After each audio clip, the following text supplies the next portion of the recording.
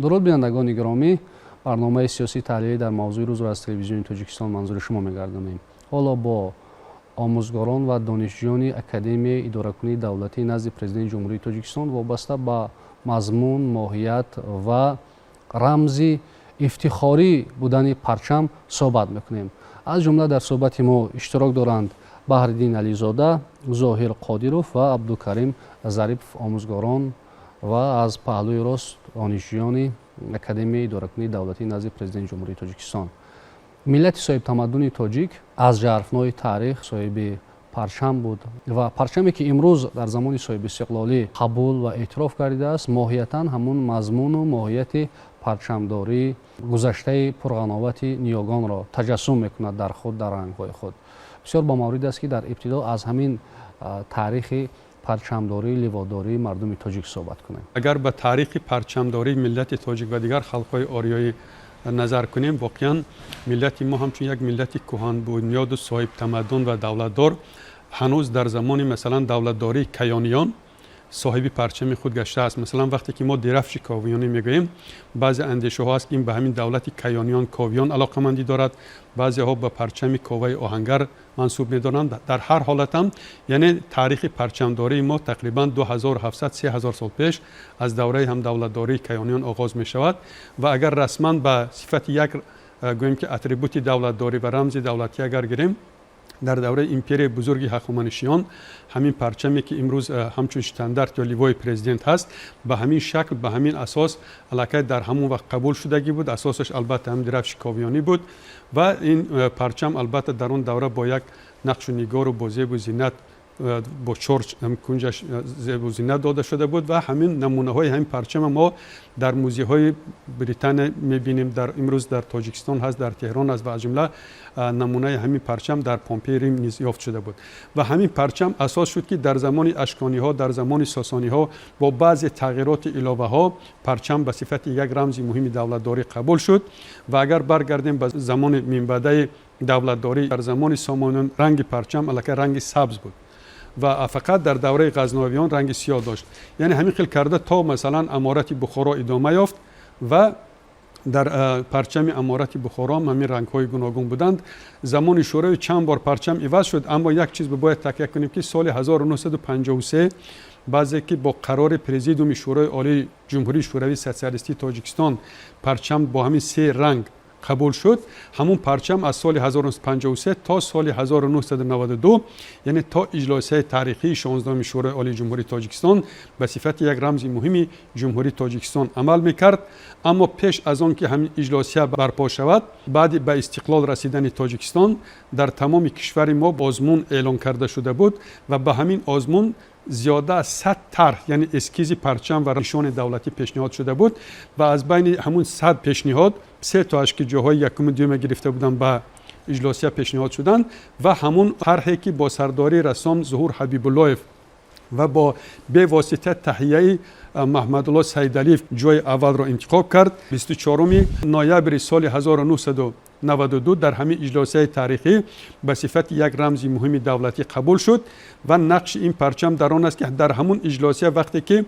امام علی رحمان به صفت سردار دولت رئیس شورای عالی انتخاب شدند، اولین کاری که کردند همین پرچم بوسیدند و پیشنهاد کردند که همین کار را تکرار کنند. یعنی این آغاز اتحاد مردم تاجیک در زمان صاحب استقلالی از همین قبول پرچم سر می شود و بینید که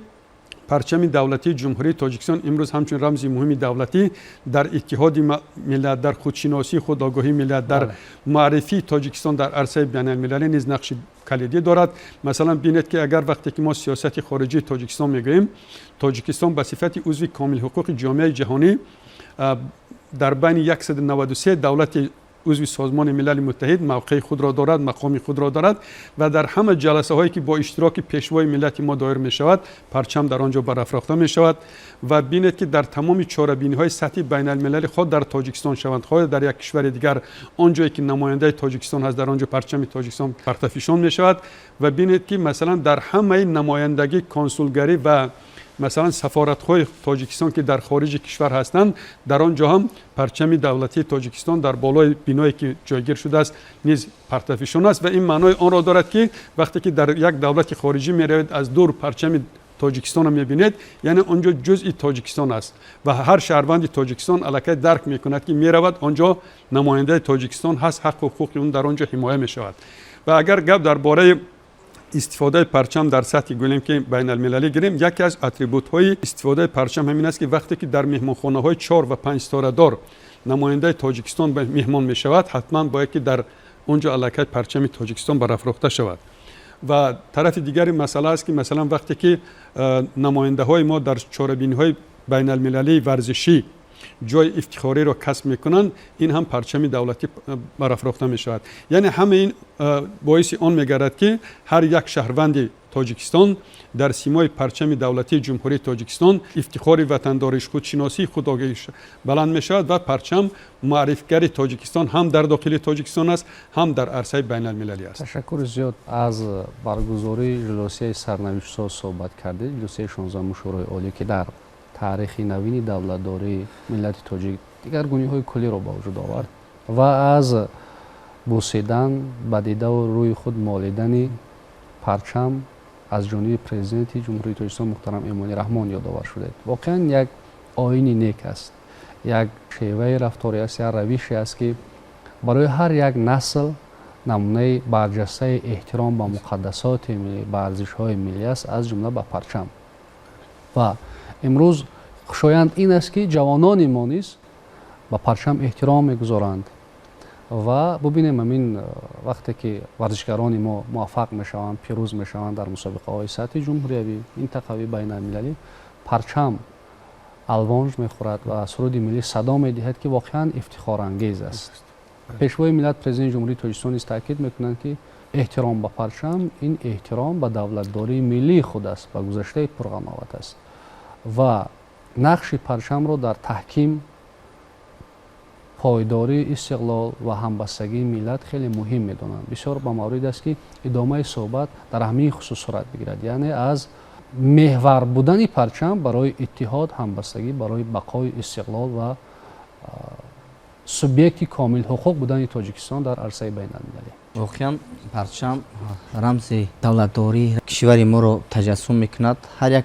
جوان بلند و ناموس که در طینت خودش غرور ملی، خودشناسی ملی دارد، با این ارزش، با این مقدسات همیشه افتخار میکند.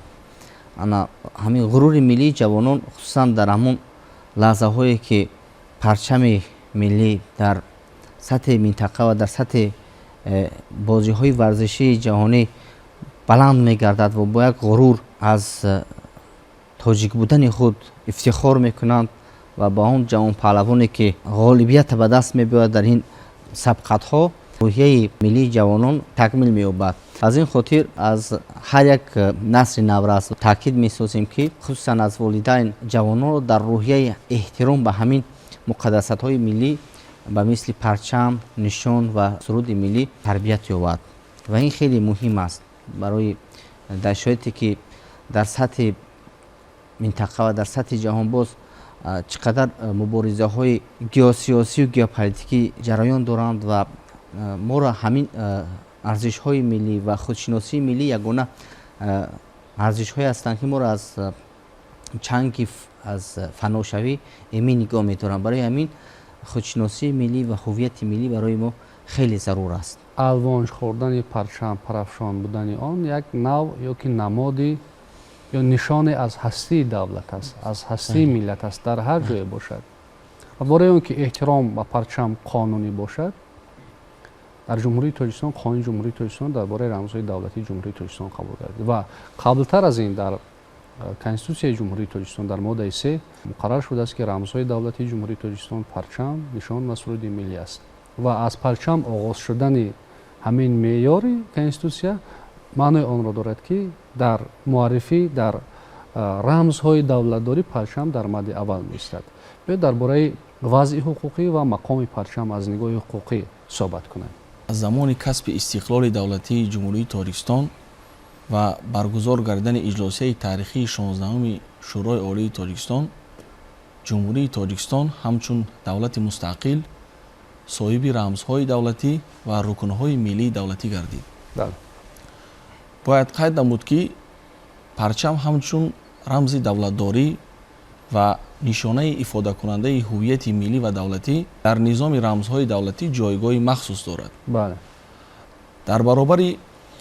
моҳият ва аҳамияти тарихӣ сиёсӣ доштани рамзҳои давлатӣ бахусус парчами давлатии Тоҷикистон, заминаҳои ҳуқуқӣ ва тартиби истифодабарии рамзҳои давлатӣ ин ҷумла парчами давлатии Тоҷикистон дар асоси меъёрҳои қонунгузории ҷумҳурии Тоҷикистон муқаррар гардидааст. аз ҷумла бо қабули қарори шӯрои олӣ дар иҷлосияи 16-уми таърихӣ ва тасдиқ гардани парчами давлатии Тоҷикистон заминаҳои меъёрии ҳуқуқии рамзҳои давлатӣ шурӯъ мегардад ва 6 ноябри соли 1994 бо қабул гардани Конститутсияи ҷумҳурии Тоҷикистон қонуни асосии кишвар дар меъёри пешбининамудаи асосиҳои сохтори конститутсионӣ бахусус дар моддаи 3 он ки шумо ёдовар гардидед вазъи ҳуқуқи конститутсионии рамзҳои давлатӣ бахусус парчами давлати Тоҷикистон муқаррар гарда шуд. бале ва тибқи муқаррароти ҳамин модда рамзҳои давлатии Тоҷикистон парчам, нишон ва суруди миллии Тоҷикистон муқаррар карда шудааст. дар баробари ин 19 декабри соли 1999 сол дар асоси меъёри муқарраркардаи Конститутсия бо қарори дахлдори шӯрои олии Тоҷикистон низомнома дар бораи рамзҳои давлатии Тоҷикистон бахусус парчами давлатии ҷумҳурии Тоҷикистон ба тасвиб расонида шуд ва маҳз ҳамин низомнома тартиби истифодабарӣ ва асосҳои ҳуқуқии муқаррарнамоии рамзҳои давлатии Тоҷикистонро пешбинӣ намуд. ва 12 майи соли 2007 аз тарафи Маҷлиси намояндагони Маҷлиси Олии Ҷумҳурии Тоҷикистон қонуни ҷумҳурии Тоҷикистон дар бораи рамзҳои давлатии ҷумҳурии Тоҷикистон қабул гардид ки ин қонун низомномаро иваз намуд, яъне низомнома аз эътибор соқит дониста шуд ва маҳз дар сатҳи қонун яъне санади меъёрии ҳуқуқии мустақил танзим гаштани истифодабарии рамзҳои давлатӣ ин худ нишона аз он медиҳад ки дар ҷумҳурии Тоҷикистон гиромидошт ва эҳтиром ба рамзҳои давлатӣ рукнои давлатдорӣ бахусус моҳияти ҳуқуқии рамзҳои давлатӣ дар сатҳи хеле баланд муқаррар шудааст. ва аз ин рӯ дар доираи муқаррароти қонуни пешбинӣ гардида асосҳои ҳуқуқӣ тартиби истифодабарӣ ва ҳамзамон ҷавобгарӣ барои риоя накардани талаботи қонунгузорӣ пешбинӣ карда шудааст. бояд қайд намуд ки дар асоси моддаи 1 қонуни ҷумҳурии Тоҷикистон дар бораи рамзҳои давлатии ҷумҳурии Тоҷикистон пешбинӣ карда шудааст ки рамзҳои давлатии Тоҷикистон парчам, нишон ва суруди миллии Тоҷикистон мебошад. ҳамзамон дар асоси талаботи моддаи 5 қонуни мазкур тартиби истифодабарии рамзи давлатии Тоҷикистон бахусус парчами давлатии Тоҷикистон муқаррар шудааст ки дар асоси талаботи ин меъёр парчами давлатии Тоҷикистон дар бино ва қароргоҳи президенти ҷумҳурии Тоҷикистон, ҳукумати ҷумҳурии Тоҷикистон, Маҷлиси миллии Маҷлиси Олии Ҷумҳурии Тоҷикистон, Маҷлиси намояндагони Маҷлиси Олии Ҷумҳурии Тоҷикистон, бино ва пештоқи тамоми судҳои ҷумҳурии Тоҷикистон, мақомоти прокуратура, мақомотҳои ҳифзи ҳуқуқи ҷумҳурии Тоҷикистон, мақомоти марказӣ ва маҳаллии ҳокимияти давлатӣ, ин ҷумла ҳамзамон истифодабарии парчами давлатии ҷумҳурии Тоҷикистон дар қароргоҳи намояндагиҳои дипломатӣ аз ҷумла сафоратхонаҳо ва консулгароиҳои ҷумҳурии Тоҷикистон дар хориҷи мамлакат ва истифодаи парчами давлатии ҷумҳурии Тоҷикистонро дар биноҳои мақомоти худоракунии маҳал ва дигар муассисаҳои давлатие ки таҳти парчами ҷумҳурии Тоҷикистон фаъолият менамоянд муқаррар карда шудааст. ҳамзамон дар асоси талаботи моддаи 6 қонуни мазкур тасвири рамзи парчами давлатии Тоҷикистонро дар пули миллӣ ва ҳамзамон дар воситаи нақлиёти намояндагиҳои дипломатии Тоҷикистон ва ҳамзамон дар воситаи нақлиёти намояндагиҳои Тоҷикистон аз ҷумла президенти ҷумҳурии Тоҷикистон ва намояндагиҳои ҳукумати ҷумҳурии Тоҷикистон пешбинӣ карда шудааст. дар маҷмӯъ метавон қайд намуд ки имрӯз дар сатҳи қонунгузорӣ ҳам дар сатҳи Конститутсияи ҷумҳурии Тоҷикистон ва қонунгузории ҷумҳурии Тоҷикистон пешбинӣ гардани асосҳои ҳуқуқии тартиби истифодабарии рамзҳои давлатии Тоҷикистон аз ҷумла парчами давлатии Тоҷикистон нишон аз он медиҳад ки имрӯз дар ҷумҳурии Тоҷикистон эҳтиром ва арҷгузорӣ ба ин рамзҳо ва рукнҳои давлатдории миллӣ дар сатҳи хуб ба роҳ монда шудааст ва муқаррароти қонунгузорӣ талаб менамояд ки бояд тамоми шаҳрвандони ҷумҳурии Тоҷикистон тартиби истифодабарӣ ва риоя ва эҳтиром гузоштан ба рамзҳои давлатиро бояд риоя намоянд ва ин ифода аз он медиҳад ки ба ин муқаддасоти миллӣ мо эҳтироми хоса гузорем, чунки яке аз воситаҳои муқаррар кардани алоқаи сиёсии ҳуқуқии шаҳрванд бо давлат ин пеш аз ҳама парчами давлатии Тоҷикистон мебошад و ما افتخار از آن میبریم که ما همچون عضو کامل حقوقی جامعه جهانی اعتراف کردیم و پرچم دولتی تاجیکستان در پیشتاق بینای قرارگاه سازمان ملل متحد در شهر نیویورک قرار دارد. پرچم از جمله رمزهایی می باشد که به طور وسیع استفاده آن را ما در همه جا می بینیم. امروز در گلگشت ها، در خیابان ها، در پیشتاق بیناها، از جمله ما امروز من شخصا افتخار از آن میبرم که هر یک جوان وطن دوستی ما امروز افتخار از آن با نصب همون رمز پرچم دولتی در پیشتاق سینه خود افتخار از آن میبرد که امروز یک فرد وطن دوست و جوان صادق بر آن است که از نشانه از احترام گذاشتن به دولت و ملت و این رمزهای دولتی را ارج میگذارد. تشکر زیاد پیشوای ملت با یک صمیمیت بی اندازه،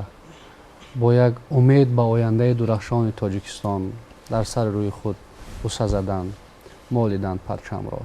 و این نسل امروز هم چون وارث همین دستاوردهای زمانی صاحب استقلالی‌اند و وارث تمدن چند هزار سالند و این میراث را، این ارزش‌ها را به نسل‌های بعدی انتقال می‌دهند، همین آیین را پاس می‌دارند و دیگر احترام به پرچم دولتی در آن تجسم می‌شود، ظاهر می‌شود که ببینیم همه ساله مردم ما از خرد تا بزرگ روز پرچم را با افتخار استقبال می‌گیرند، تجلیل می‌کنند و سال 2009 24 نوامبر روز پرچم ملی مقرر شد و سال 2011 پس از 2 سال در به استقبال جشن 20 سالگی استقلال دولتی جمهوری تاجیکستان در پایتخت جمهوری تاجیکستان شهر دوشنبه، شهر عزیزمون دوشنبه، پرچم تاجیکستان بر پایه بلندیش 165 متر که یکی از بلندترین پرچم‌ها در جهان است برافراخته شد که این باز هم هویت ملی ما را دوچند کرد، افتخار وطنداری ما را بلند کرد و سخن سر جوانان رفت که در پیشتاق سینه خود میگذارند و افتخار میکنند از پرچم خود، از دولتداری خود، از راهبر خود، از ملت خود، از گذشته پرغنوات خود. در اینجا دانشجویان در صحبت ما اشتراک دارند. بیاید نظر آنها را درباره ماهیت پرچم، مضمون پرچم، وضع حقوقی آن که چون دانشجویان فاکولته حقوق شناسی اکادمی اداره کننده دولتی نزد پرزیدنت جمهوری تاجیکستان هستند میفهمیم. مرحمت. من عبدالرحیموف بحرالدین. پرچم قدرت و نیرومندی هر یک ملت و خلقیت را افاده میکند. جمهوری تاجیکستان پرچم صاحب استقلال خود را 24 نوامبر سال 1992 قبول نموده است. پرچم یک نشانه میباشد که برای هر یک خلقی که صاحب همون پرچم است یک افتخار میدهد، یک قوت و نیرو توانایی میدهد و برای معرفی کردن دولت در خارج کشور در سطح بین المللی کمک میکنه، زیرا که تمام دولت ها یک دولت دیگر توسط پرچمش میشناسند. پرچم تاجیکستان را ورزشکاران در سطح جهانی معرفی میکنند، زیرا که اون هر یک دستاوردی که در سطح جهانی میارن پرچم تاجیکستان فروخته میشود. من ساربان نارزلو در فاکولته حقوق شناسی تحصیل میکنم. پرچم ملی همچون رمزی استقلالیت دولتی، سربلندی و غرور و افتخاری ملی دولتداری ما به حساب می رود و پرچم ملی همچون یک رمز افاده کننده به حساب رفته امروزها در تمام اداره های دولتی، ماموری، کارخانه ها، مؤسسه ها، مکتب ها و تعلیمگاه ها، میدان های ورزشی و حتی در حجره های کاری پرافشان می باشد. وظیفه هر یک شهروند است که احترام به ارزش های ملی و پرچم ملی را به جا آورد، زیرا پرچم ملی همچون رمزی استقلالیت دولتی، وطنداری و همچون یک افادهگری استقلالیت خودمون به حساب می رود. در جامعه جهانی وطن عزیز ما را با همین پرچمی سه رنگی تاجدار نورافشان می شناسند و ما توانستیم که با همین پرچم ملت خیش رو، وطن خیش رو در بین دیگر دولت‌های جهانی معرفی نماییم. امروز ما نسل آینده سازی وطن وظیفه داریم که برای نگاه داشتن نظام ارزش‌های ملی احترام گذاریم و آنها را قدر کنیم و باز هم در عرصه بین‌المللی پرچم خود را بلند برداریم. تشکر زیاد. شما در فاکولته حقوق شناسی تحصیل میکنید، حقوق شناسی آینده هستید. با در نظر داشت معیارها از سندهای معیاری حقوقی که در تاجیکستان هستند و مناسبت به پرچم، طرز آویختن، استفاده بردن آن را به تنظیم درآوردن، چی نظر دارید، چی فکر دارید، چی گفته میتوانید؟ بنده تشریفا فیضما هستم. قانونگذاری جمهوری تاجیکستان درباره رعایت نکردن رمزهای دولتی و تحقیر کردن رمزهای دولتی یک قطار چرابینی‌ها پیش بینی نموده است و طبق ماده 483 بند 1 کدکس ماموری جمهوری تاجیکستان درباره رعایت نکردن رمزهای دولتی هنگام نبودن تطبیق جنایتی برای شخصانی واقعی از 2 تا 5 نشان دهنده، برای شخصانی منصبدار از 10 تا 20 نشان دهنده و برای شخصانی حقوقی از 20 تا 30 نشان دهنده برای حساب‌ها جریمه پیشنهاد نموده است. این چنین طبق ماده 342 کدکس جنایتی جمهوری تاجیکستان درباره تحقیر نمودن رمزهای دولتی جمهوری تاجیکستان به اندازه تا 500 نشان دهنده جریمه و محروم ساختن از آزادی به مهلت 2 سال پیش بینی نموده است. تشکر. همه این گواه آن است که جوانان ما به پرچم احترام زیاد دارند و پرچم را از دیدگاه‌های گوناگون می‌شناسند.